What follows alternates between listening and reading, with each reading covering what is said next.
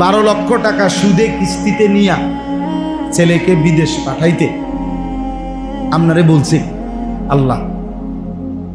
কথা বলেন না, রাসূলুল্লাহ সাল্লাল্লাহু আলাইহি সাল্লাম।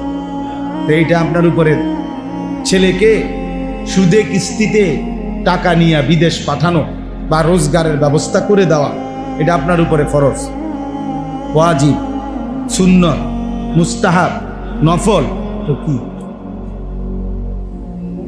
এটা তো কেউ বলে নাই, না রাষ্ট্র বলছে, না সমাজ বলছে, না আল্লাহ বলছে, না রাসূল বলছে। আপনি কেন করলেন?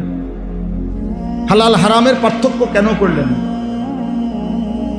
সত্যিকার অর্থে বললে যদিও মনে কষ্ট যাবে, কিন্তু বাস্তবতা হলো এই হারাম নিয়ে যেই মা বাপ, যেই বাবা, যেই অভিভাবক সন্তানের উপার্জনের ব্যবস্থা করে, এ মূলত সন্তানের প্রতি মায়া না, এ নিজে হচ্ছে দুনিয়া লুবি, এ নিজে সম্পদ লুবি।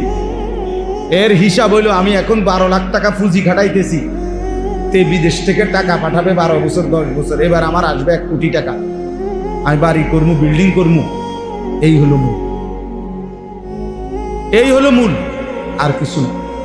আর যদি বলেন যে না হুজুর, সন্তানের কল্যাণের জন্যই আমি এটা করছি, তাহলে এটা কখনোই সন্তানের কল্যাণ হইতে পারে না। হারাম কখনো কল্যাণ না, নাজায়েজ কখনো কি হইতে পারে না, কল্যাণ হইতে পারে না। কোনো হারামের মধ্যে কোনো কল্যাণ নাই, আল্লাহর নিষিদ্ধ কোনো বস্তুর মধ্যে কোনো কল্যাণ।